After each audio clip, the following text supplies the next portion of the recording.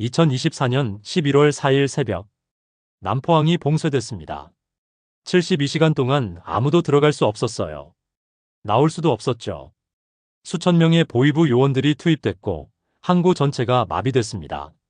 서울 국정원 상황실에서는 긴급 대책회의가 열렸어요. 도대체 누가 탈출했길래? 아무도 예상하지 못했습니다. 그런데 이 이야기는 2달 전으로 거슬러 올라갑니다.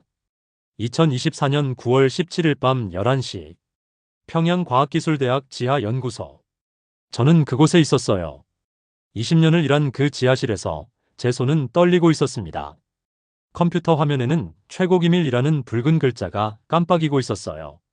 저는 USB 하나를 주머니에 넣었습니다. 복도에서 경비병의 발소리가 들렸어요. 규칙적인 발걸음 소리. 점점 가까워지고 있었죠. 심장이 터질 것 같았어요. 이건 단순한 자료 복사가 아니었거든요. 이건 반역이었습니다. 아니, 생존이었어요. 여러분, 이 이야기는 단순한 탈북 사건이 아닙니다. 한 과학자가 목숨을 걸고 가족을 데리고 나온 이유. 그가 가져온 것이 무엇이었는지. 그리고 왜 북한 정권 전체가 뒤흔들렸는지. 지금부터 들려드리겠습니다. 구독과 좋아요 부탁드립니다. 이 이야기 끝까지 들어주세요.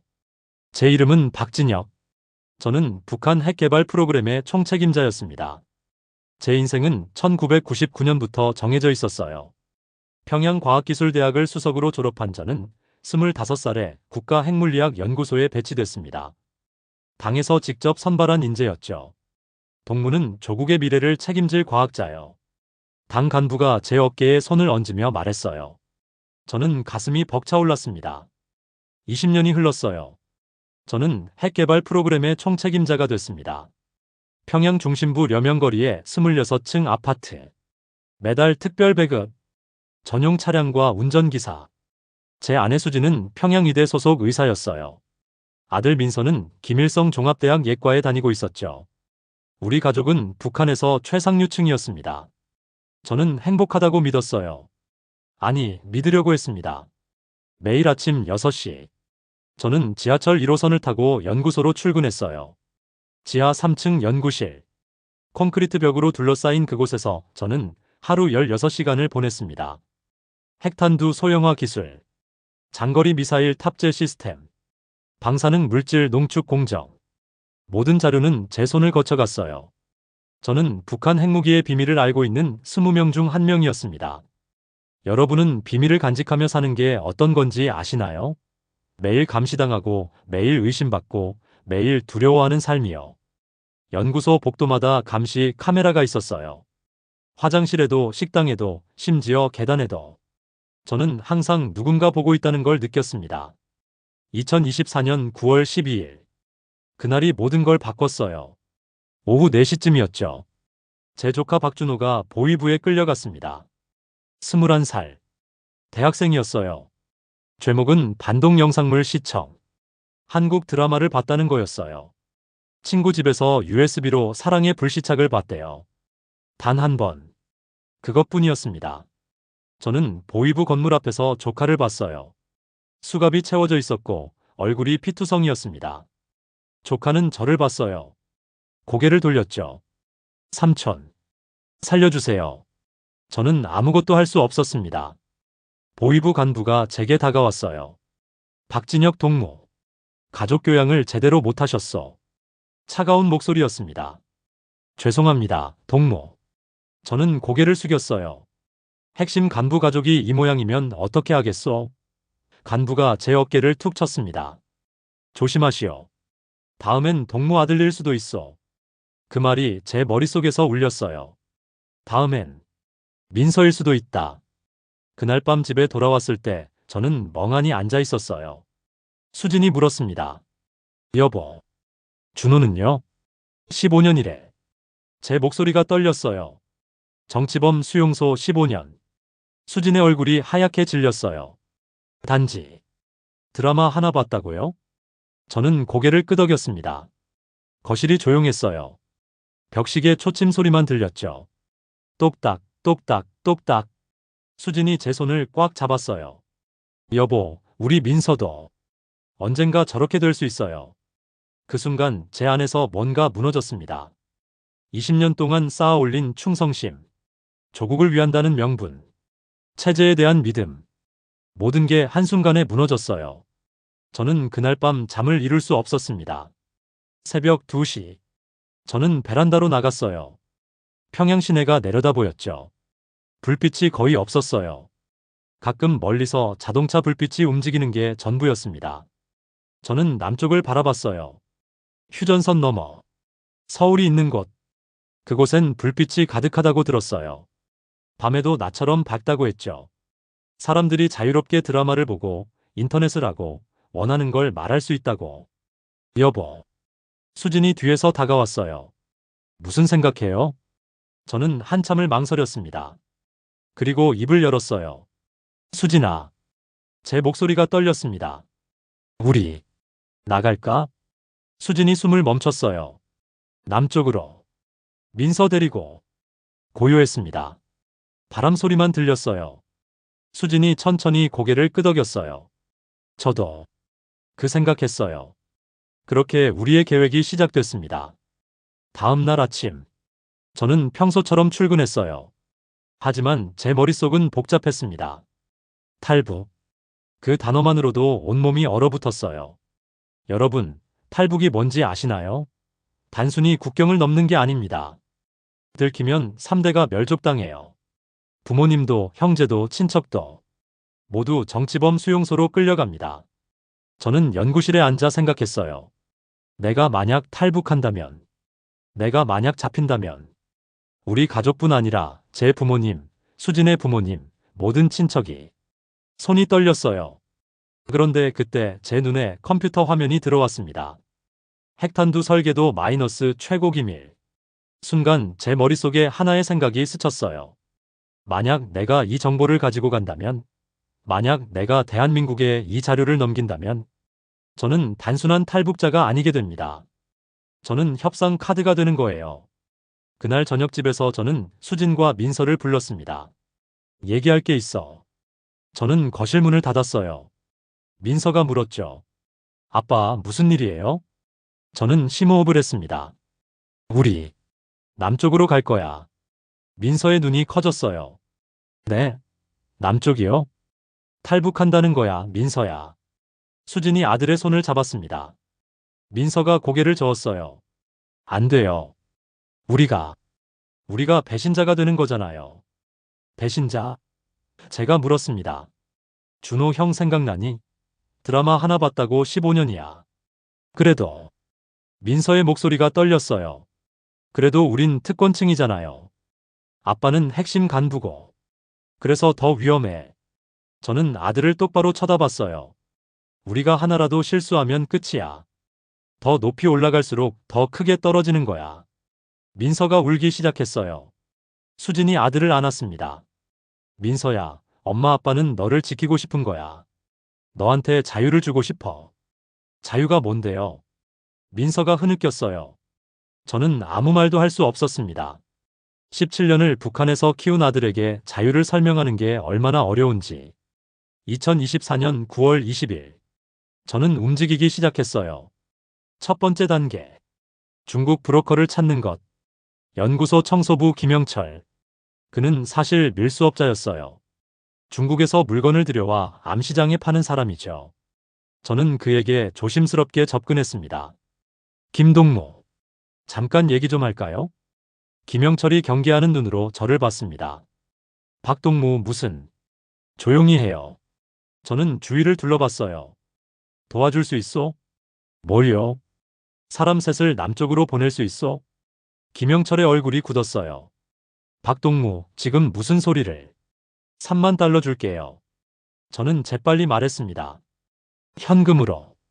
중국 돈으로. 김영철이 숨을 들이켰어요. 미쳤소? 박동무는 핵심 간부요. 들키면. 알아요. 저는 그의 눈을 똑바로 쳐다봤어요. 그래서 절대 들키면 안 되는 거요. 김영철이 한참을 저를 쳐다봤습니다. 그리고 천천히 고개를 끄덕였어요. 일주일 후에 다시 만나죠. 그가 속삭였습니다. 그날 밤 저는 연구실로 돌아갔어요. 밤 11시. 연구소는 텅 비어 있었습니다. 저는 최고 기밀 서버에 접속했어요. 비밀번호를 입력하고 보안 시스템을 해제했습니다. 화면에 수백 개의 파일이 나타났어요. 핵탄두 설계도, 우라늄 농축 시설 위치, 미사일 발사 암호 체계, 지하 핵시설 내부 구조도. 제 손이 떨렸어요. 이건 단순한 정보가 아니었습니다. 이건 북한 정권의 심장부였어요. 이 자료만 있으면 북한의 모든 핵시설을 무력화할 수 있습니다. 저는 USB를 꺼냈어요. 128기가 용량. 작지만 이 안에 담길 내용은 북한의 운명을 바꿀 수 있었습니다. 파일을 복사하기 시작했어요. 복사 중. 15% 복사 중. 37% 복사 중. 62%. 제 심장이 미친 듯이 뛰었어요. 등에서 식은땀이 흘렀습니다. 복도에서 발소리가 들렸어요. 저는 얼어붙었습니다. 경비병이었어요. 순찰을 도는 소리였죠.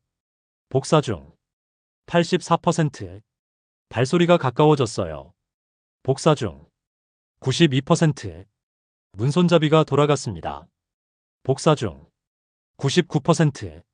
박동무. 경비병이 문을 열었어요. 복사 완료. 저는 재빨리 USB를 뽑아 주머니에 넣었습니다. 아, 김동무. 저는 태연하게 웃었어요. 야근 중이요. 이 시간에요? 경비병이 의심스러운 눈으로 저를 봤습니다. 중요한 보고서 마감이 내일이라서요.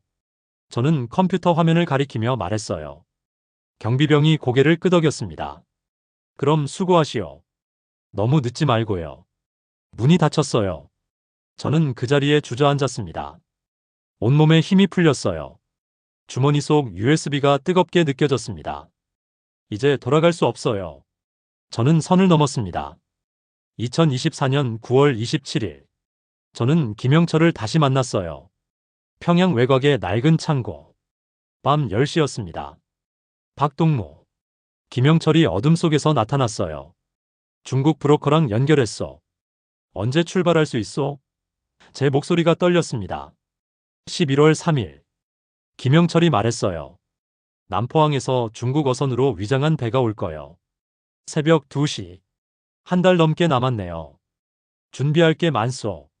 김영철이 제게 종이 한 장을 건넸어요. 신분증 사진 석 장. 여권용 크기.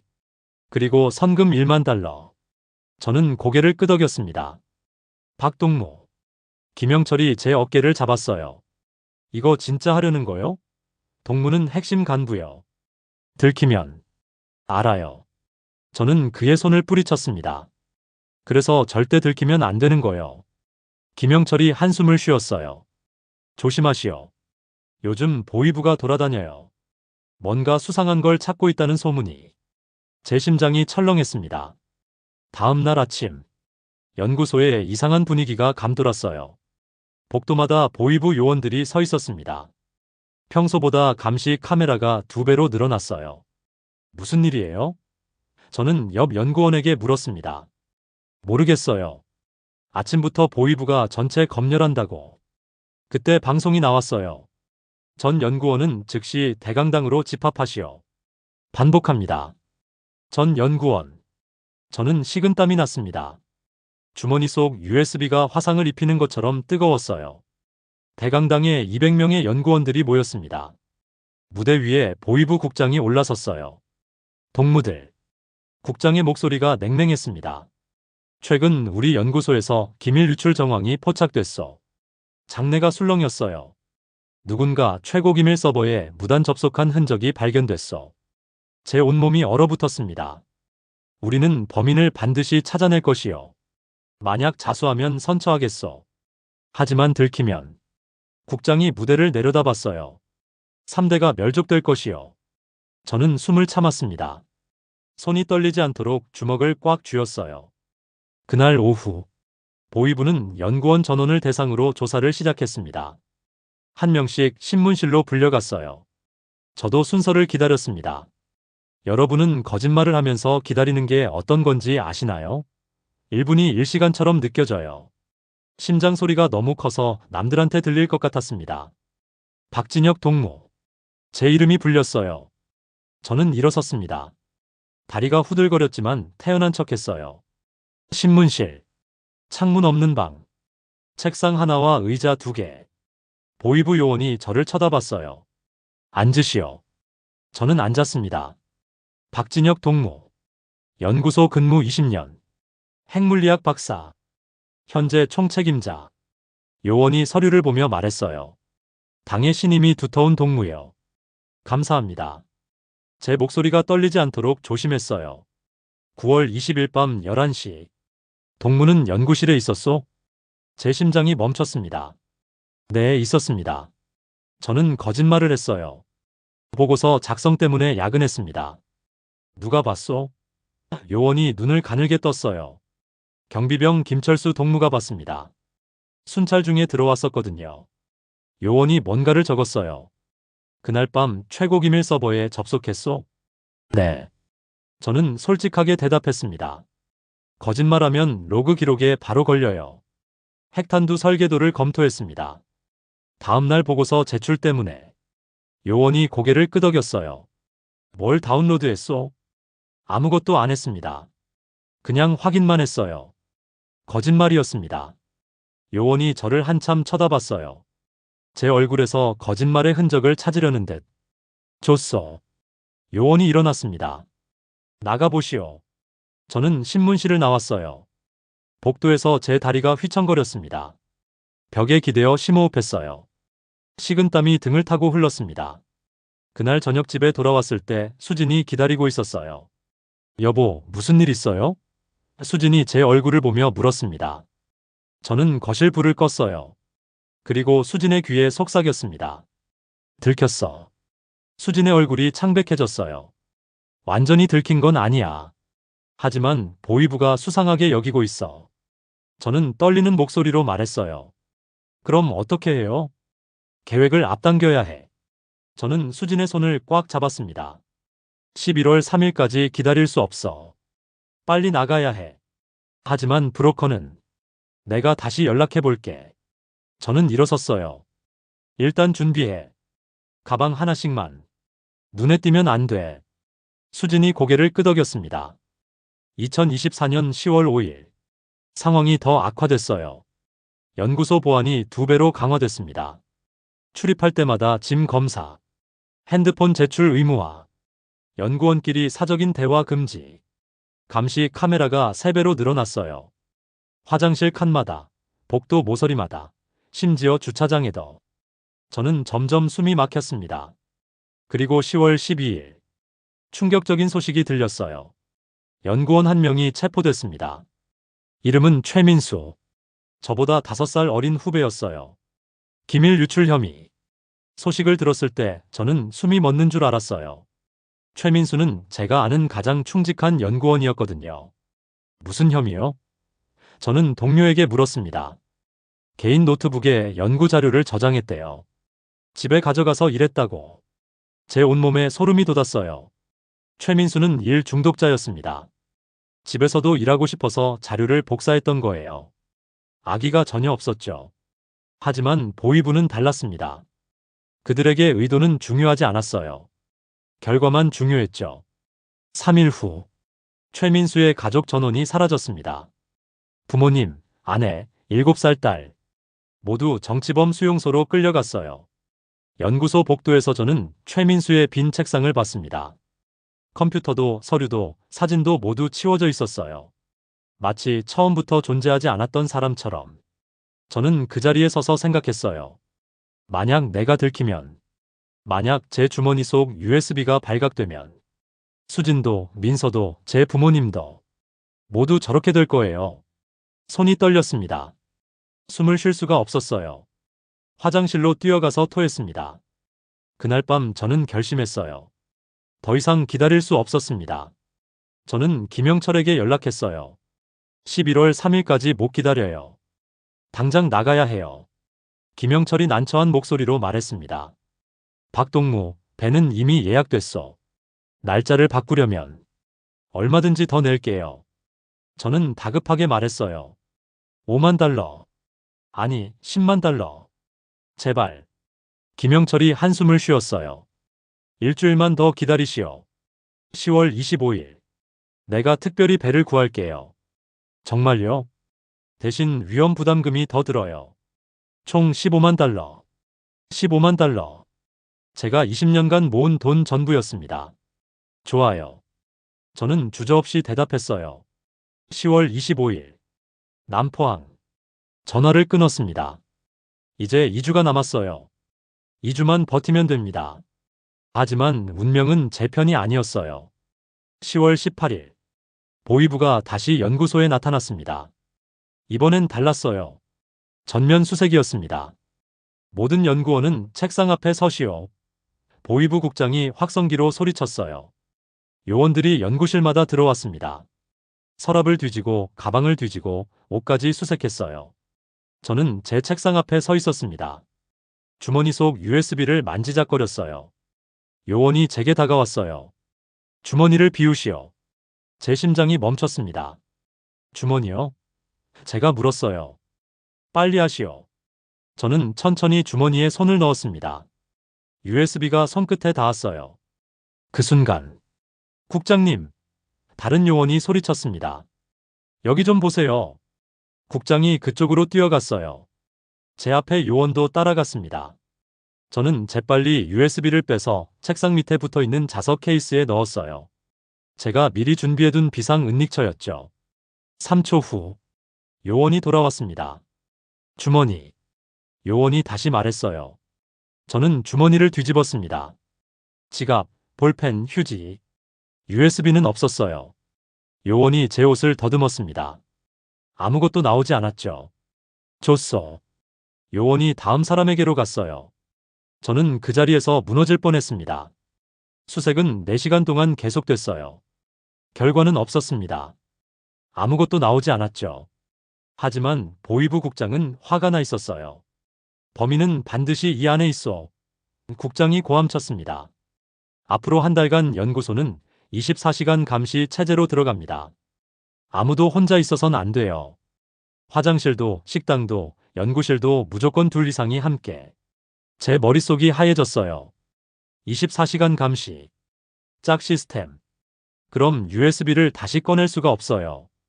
탈북할 때 가져갈 수도 없습니다. 어떻게 하죠? 그날 밤 집에서 저는 수진에게 말했어요. USB를 못 가져올 수도 있어. 수진이 놀란 얼굴로 물었습니다. 그럼 우리가 그냥 평범한 탈북자가 되는 거예요? 그럴 수도 있어. 저는 고개를 숙였습니다. 그럼. 수진이 입술을 깨물었어요. 국정원이 우릴 받아줄까요? 아무 가치도 없는 우리를. 저도 몰랐습니다. 북한 핵총책이 탈북하면 그 자체로 가치가 있어요. 하지만 증거도 없이, 자료도 없이 온다면 저는 그냥 입으로만 떠드는 사람이 되는 거예요. 어떻게든 방법을 찾을게. 저는 수진의 손을 잡았습니다. 포기하지 마. 하지만 제 목소리는 확신이 없었어요. 10월 20일. 저는 새로운 계획을 세웠습니다. 24시간 감시 속에서 USB를 꺼낼 방법. 단 한 번의 기회. 화재 경보. 연구소엔 화재 감지 시스템이 있어요. 경보가 울리면 모든 사람이 대피해야 합니다. 제가 만약 화재 경보를 작동시킨다면 혼란 속에서 USB를 꺼낼 수 있어요. 하지만 위험했습니다. 화재 경보를 거짓으로 울리면 큰 문제가 돼요. 보이부가 조사할 겁니다. 저는 고민했어요. 다른 방법이 없었습니다. 10월 23일로 날짜를 잡았어요. 탈북 이틀 전. 10월 23일 오후 3시. 저는 화장실 흡연구역으로 갔습니다. 감시 요원이 따라왔어요. 박동무, 담배 피우시오? 네. 저는 담배를 꺼냈습니다. 휴지통 옆에 화재 감지기가 있었어요. 저는 담배를 피우는 척하면서 휴지통에 불을 붙였습니다. 연기가 올라가기 시작했어요. B-, B-, B-. 화재 경보가 울렸습니다. 불이야. 감시 요원이 소리쳤어요. 복도가 순식간에 혼란에 빠졌습니다. 연구원들이 뛰쳐나왔어요. 저는 그 틈을 타서 제 연구실로 뛰어갔습니다. 책상 밑 자석 케이스. USB를 꺼냈어요. 주머니에 넣었습니다. 그리고 다른 사람들과 함께 대피했어요. 30분 후. 화재는 진압됐습니다. 보이부가 조사를 시작했어요. 누가 불을 냈소? 감시 요원이 저를 쳐다봤어요.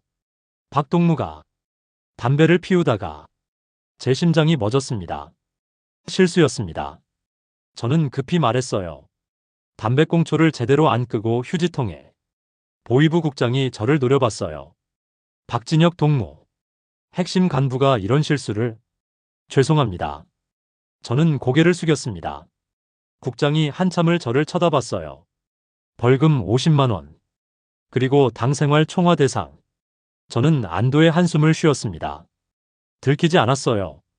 주머니 속 USB가 제 허벅지를 찔렀습니다.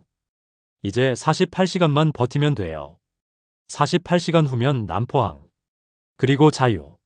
하지만 그날 밤 모든 게 틀어졌습니다. 집에 돌아왔을 때 수진이 울고 있었어요. 여보. 민서가 왜? 저는 다급하게 물었습니다. 보위부가 민서를 신문하러 왔대요. 학교에. 제 머릿속이 하얘졌어요. 왜? 모르겠어요. 담임 선생님이 전화했어요. 민서 친구 중에 한 명이 탈북 시도를 했대요. 제 다리에 힘이 풀렸습니다.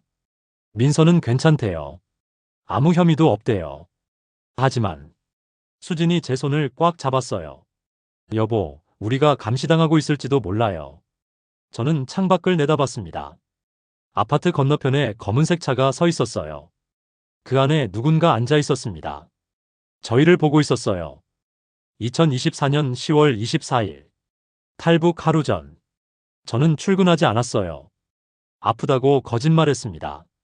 박동무, 괜찮으시오? 연구소에서 전화가 왔어요. 감기가 심해서요. 하루만 쉬겠습니다. 저는 기침 소리를 냈습니다. 전화를 끊었어요. 수진과 민서가 거실에 앉아 있었습니다. 가방 하나씩. 작은 배낭이었어요. 이게 전부예요? 민서가 물었습니다. 응. 더 많이 가져가면 눈에 띄어. 수진이 대답했어요. 저는 창밖을 내다봤습니다. 검은색 차는 여전히 거기 있었어요. 여보. 수진이 제 팔을 잡았습니다. 정말 할 거예요? 저는 고개를 끄덕였어요. 들키면 어떻게 해요? 안 들켜. 저는 수진의 눈을 똑바로 쳐다봤습니다. 절대 안 들킬 거야. 하지만 제 목소리는 떨리고 있었어요. 오후 2시.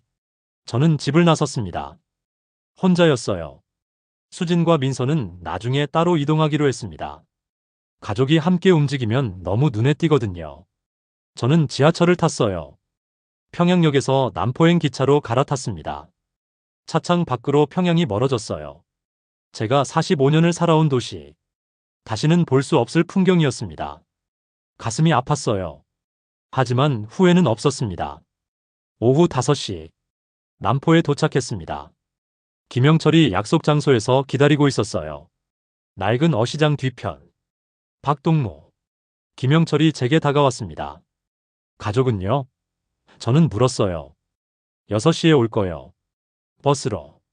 저는 고개를 끄덕였습니다. 박동무. 김영철이 제 어깨를 잡았어요. 마지막으로 묻겠소. 정말 하시겠소? 네. 후회 없소? 저는 한참을 말이 없었습니다. 그리고 대답했어요. 후회하면 그때 다시 돌아오면 되죠. 김영철이 쓴 웃음을 지었어요. 돌아오면 총살이요. 알아요. 오후 6시 30분. 수진과 민서가 도착했습니다. 민서의 얼굴이 창백했어요. 아빠. 저는 아들을 안았습니다. 괜찮아. 다 괜찮을 거야. 무서워요. 민서가 떨리는 목소리로 말했어요. 나도 무서워. 저는 솔직하게 말했습니다. 하지만 우린 해야 해. 우리가 살기 위해서. 수진이 제 손을 꽉 잡았어요. 자, 가시죠. 김영철이 앞장섰습니다. 우리는 어둠 속으로 걸어갔어요. 밤 9시. 남포항 외곽의 작은 선착장. 배 한 척이 떠 있었어요. 중국 어선으로 위장한 탈북선이었습니다. 저게요? 민서가 물었어요. 응. 저걸 타고 중국으로 가는 거야. 배는 생각보다 작았어요. 낡았고 녹슬어 있었습니다. 진짜 저게 바다를 건널 수 있어요? 민서가 불안한 목소리로 물었습니다. 건너야지. 수진이 대답했어요. 선장이 우리를 맞았습니다. 50대 중국인이었어요. 빨리 타. 선장이 짧게 말했습니다. 우리는 배에 올랐어요. 배 안은 비좁았습니다. 작은 선실 하나. 우리 가족 셋이 들어가기에도 빠듯했어요. 여기서 기다려. 선장이 말했습니다. 새벽 2시에 출항한다. 문이 닫혔어요. 어둠 속에서 우리는 서로를 껴안았습니다. 밤 11시. 갑자기 배가 흔들렸어요. 밖에서 소리가 들렸습니다. 발소리. 여러 명. 보이부다. 누군가 소리쳤어요. 제 심장이 멈췄습니다. 여보. 수진이 떨리는 목소리로 말했어요. 저는 선실문을 살짝 열었습니다. 밖을 내다봤어요. 선착장에 군용 트럭 5대가 서 있었어요. 보이부 요원들이 내리고 있었습니다. 수십 명. 아니, 100명도 넘었어요. 모든 배를 수색하라. 확성기 소리가 울렸습니다. 민서가 울기 시작했어요. 아빠, 우리 잡히는 거예요? 저는 아들의 입을 막았습니다. 조용히 해. 제발. 선장이 선실문을 열었어요. 박동무. 큰일 났어. 뭐가요? 누군가 밀고 했어. 오늘 탈북자가 남포에 온다고. 제 머릿속이 하얘졌어요. 누가 우릴 밀고 했죠? 어떻게 해요? 수진이 다급하게 물었습니다. 선장이 망설였어요. 2가지 방법이 있어. 뭔데요? 하나는 여기서 내려서 도망가는 거요. 하지만 이미 항구가 포위됐어. 다른 하나는요? 지금 당장 출항하는 거요. 선장이 말했습니다. 예정보다 3시간 빠르지만 어쩔 수 없어. 저는 수진을 쳐다봤어요. 수진이 고개를 끄덕였습니다. 출항하죠. 저는 말했어요. 밤 11시 15분. 배의 엔진이 돌아가기 시작했습니다. 부르릉, 부르릉. 저기, 선착장에서 보이부 요원이 소리쳤어요. 배가 출항한다. 총소리가 울렸습니다. 탕, 탕, 탕. 선체에 총알이 박혔어요. 엎드려. 저는 수진과 민서를 바닥에 눕혔습니다. 배가 선착장을 떠나기 시작했어요. 잡아라. 저 배를 잡아. 경비정이 우리를 쫓아왔습니다. 빠른 속도로. 선장이 악셀을 밟았어요. 버텨. 배가 흔들렸습니다. 파도가 높았어요. 경비정이 점점 가까워졌습니다. 멈춰라. 확성기 소리. 멈추지 않으면 격침한다. 선장이 고개를 돌렸어요. 박동무. 뭔가 가치 있는 걸 가지고 있다고 했소? 네. 저는 주머니에서 USB를 꺼냈습니다. 그게 뭔데요? 북한 핵무기의 모든 것이요. 저는 말했어요. 이게 있으면 남쪽에서 우릴 받아줄 거요. 선장이 눈을 크게 떴어요. 탕, 탕, 탕. 총소리가 더 가까워졌습니다. 그때 저는 결심했어요. 주머니에서 핸드폰을 꺼냈습니다.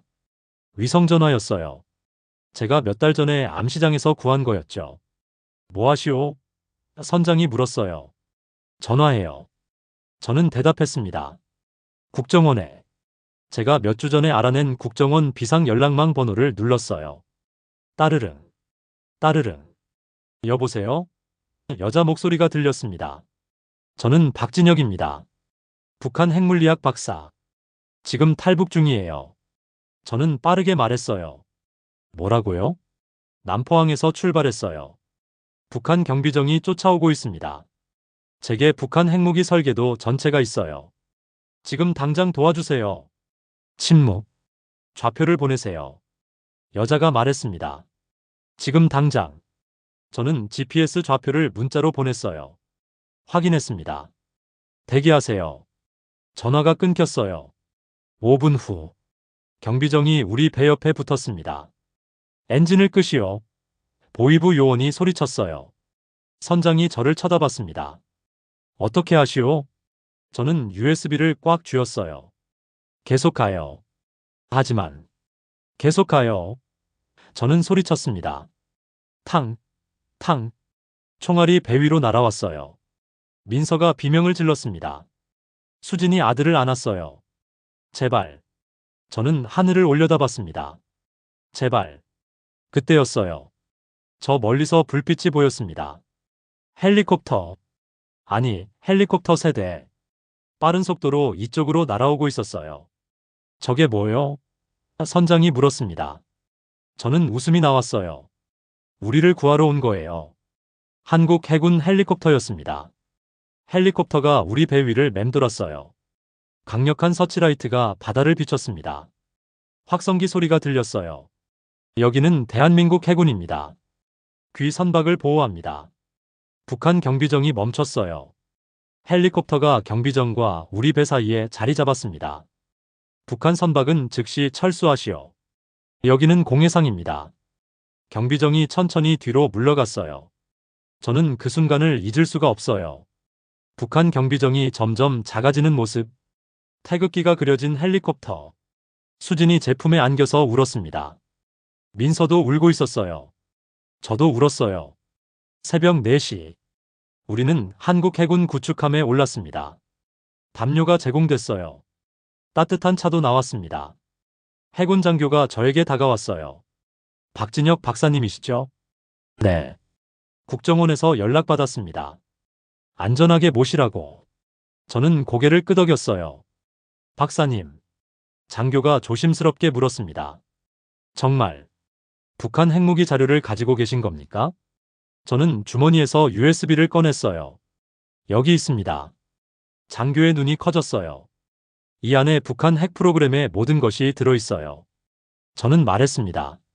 설계도, 위치, 암호 체계, 인력 명단. 전부요. 장교가 USB를 받았습니다. 손이 떨리고 있었어요. 대한민국을 대표해서 감사드립니다. 저는 웃었어요. 처음으로 진심으로 웃었습니다. 오전 7시. 우리는 인천항에 도착했습니다. 부두에 사람들이 많았어요. 국정원 요원들, 해군 장성들, 그리고 기자들. 저희는 배에서 내렸습니다. 땅을 밟는 순간 저는 무릎이 꺾였어요. 대한민국, 자유의 땅. 수진이 저를 부축했어요. 민서가 제 손을 잡았습니다. 다 왔어요, 여보. 수진이 말했어요. 응, 다 왔어. 국정원 상황실. 저는 USB를 건넸습니다. 분석팀이 즉시 내용을 확인했어요. 30분 후 국정원 차장이 회의실로 들어왔습니다. 박진혁 박사님. 차장이 제 손을 잡았어요. 이건 엄청난 겁니다. 맞나요? 저는 물었습니다. 맞습니다. 아니, 맞는 정도가 아닙니다. 차장이 흥분한 목소리로 말했어요. 이건 북한 핵 프로그램을 완전히 무력화할 수 있는 자료입니다. 제 가슴이 벅차올랐어요. 박사님이 가져오신 정보로 우리는 차장이 말을 이었습니다. 북한의 모든 핵시설 위치를 파악했습니다. 그리고 그것들을 어떻게 무력화할 수 있는지도요. 저는 안도의 한숨을 쉬었어요. 제가 한 선택이 옳았습니다. 그날 밤 북한 남포항은 전면 봉쇄됐습니다. 72시간 동안 아무도 출입할 수 없었어요. 보위부가 미친 듯이 탈북자를 찾았지만 소용없었습니다. 우리는 이미 한국에 있었으니까요. 국정원 관계자가 저에게 말했어요. 박사님, 북한이 발칵 뒤집혔습니다. 알고 있어요. 김정은이 직접 긴급회의를 소집했대요. 핵 총책이 자료를 들고 탈북했다는 걸 알고. 저는 아무 말도 하지 않았어요. 박사님, 관계자가 조심스럽게 물었습니다. 후회하시나요? 저는 창밖을 내다봤어요. 서울의 야경이 보였습니다. 불빛이 가득했어요. 북한과는 완전히 다른 세상이었죠. 아니요. 저는 대답했습니다. 전혀요. 2주 후 국정원은 저희 가족에게 특별 보호를 제공했어요. 서울 외곽의 안전가옥, 새로운 신분증, 정착 지원금. 하지만 가장 큰 선물은 자유였습니다. 민서는 처음으로 유튜브를 봤어요. 아빠, 이게 진짜예요? 이렇게 많은 영상이. 응, 진짜야. 민서가 웃었어요. 17년 만에 처음 보는 진짜 웃음이었습니다. 수지는 슈퍼마켓에 갔다가 울면서 돌아왔어요. 여보, 거기에 음식이 너무 많아요. 아무나 살 수 있대요. 저는 수진을 안았습니다. 이제 우리 여기서 살아야죠. 무섭지 않아요? 무섭죠. 저는 솔직하게 말했어요. 하지만 거기보다는 낫죠. 한 달 후, 제가 제공한 정보는 국제사회에 공개됐습니다. 유엔 안전보장이사회 긴급회의, 북한에 대한 추가 제재, 전 세계가 북한 핵 프로그램의 실체를 알게 됐어요. 그리고 저는 증언했습니다. 저는 20년간 북한 핵무기 개발에 참여했습니다. 제 목소리가 유엔 회의장에 울려 퍼졌어요. 저는 죄인입니다. 하지만 오늘 이 자리에서 진실을 말하고 싶습니다. 카메라가 저를 비췄어요. 북한 정권은 자국민을 굶기면서 핵무기를 개발했습니다. 그들은 평화가 아닌 공포를 원합니다. 회의장이 조용했어요. 저는 더 이상 그 일부가 되고 싶지 않았습니다. 그래서 나왔습니다. 박수 소리가 터져 나왔어요. 저는 자리에 앉았습니다. 손이 떨렸어요. 하지만 가슴은 편했습니다. 그날 밤 집에 돌아왔을 때 민서가 물었어요. 아빠, 우리가 한 게 옳은 거였죠? 저는 한참을 생각했습니다. 옳고 그름은 모르겠어. 저는 말했어요. 하지만 우리는 선택했어. 살기 위해서. 북한 사람들은 우리를 배신자라고 생각할까요? 그럴 거야. 그럼 우리가 나쁜 사람인가요? 저는 아들을 안았습니다. 민서야, 네가 자유롭게 유튜브를 보고 원하는 말을 하고 꿈을 꿀 수 있다면. 저는 아들의 눈을 똑바로 쳐다봤어요. 그럼 우린 나쁜 사람이 아니야. 민서가 고개를 끄덕였습니다. 창밖에서 서울의 불빛이 반짝였어요. 우리의 새로운 집, 우리의 새로운 인생. 저는 북한 핵 총책이었습니다. 하지만 이제는 아빠일 뿐이에요. 가족을 지키기 위해 모든 걸 버린 한 남자. 후회는 없습니다. 그로부터 6개월이 지났습니다. 2025년 5월. 서울은 봄이었어요. 저는 국립외교원에서 북한 문제 자문위원으로 일하고 있습니다. 제 경험과 지식이 통일을 준비하는 데 쓰이고 있어요. 수지는 한국병원에서 의사 자격을 다시 취득했습니다. 남은 인생을 남한 사람들을 치료하며 살고 싶다고 했어요. 민서는 서울대학교 입학을 준비하고 있습니다. 컴퓨터공학을 공부하고 싶대요. 아빠, 저는 기술로 북한 사람들을 도울 거예요. 제 아들이 자랑스럽습니다. 가끔 저는 악몽을 꿔요. 보위부가 문을 부수고 들어오는 꿈. 다시 연구소 지하실에 갇혀있는 꿈. 그럴 때마다 저는 벌떡 일어납니다. 식은땀을 흘리며. 하지만 창밖을 보면 서울의 불빛이 보여요. 저는 안전하다는 걸 깨닫습니다. 자유롭다는 걸 기억하죠. 지난주에 저는 탈북자 정착지원센터에서 강연을 했어요. 여러분, 저는 200명의 탈북자들 앞에서 말했습니다. 저는 북한에서 최고 특권층이었어요. 아파트, 배급, 차량. 모든 게 있었죠.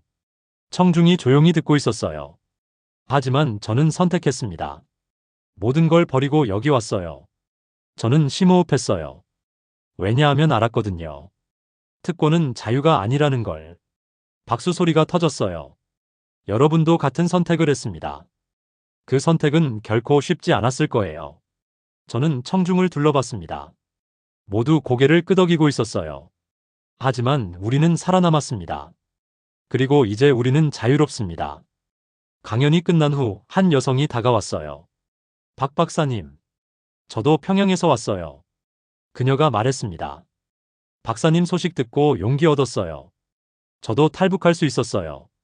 저는 그녀의 손을 잡았습니다. 잘 오셨어요. 여러분, 저는 북한 핵 총책이었습니다. 20년간 북한 정권의 핵심에 있었어요. 하지만 저는 선택했습니다. 국가가 아닌 가족을, 체제가 아닌 인간을, 공포가 아닌 자유를. 그 선택의 대가는 컸어요. 고향을 잃었고, 친구를 잃었고, 지위를 잃었습니다. 하지만 얻은 것은 더 컸어요. 아들의 웃음, 아내의 평화, 그리고 제 자신의 영혼. 가족을 지키기 위한 선택에는 국경도 없고 체제도 없습니다. 오직 사랑만 있을 뿐이에요. 여러분 가정에도 지켜야 할 소중한 것들이 있을 거예요. 때로는 그것을 지키기 위해 어려운 선택을 해야 할 때가 있습니다. 그때 기억하세요. 용기는 두려워하지 않는 게 아니라 두려워하면서도 옳은 일을 하는 거라는 걸. 저는 두려웠어요. 매 순간이 공포였습니다. 하지만 저는 해냈습니다. 왜냐하면 지켜야 할 사람들이 있었으니까요. 여러분에게도 그런 사람들이 있을 거예요. 그들을 위해 이 영상이 도움이 되셨다면 댓글로 여러분의 생각을 나눠주세요. 여러분의 진실 찾기를 응원합니다. 구독 버튼과 손가락 모양 좋아요 버튼 눌러주세요.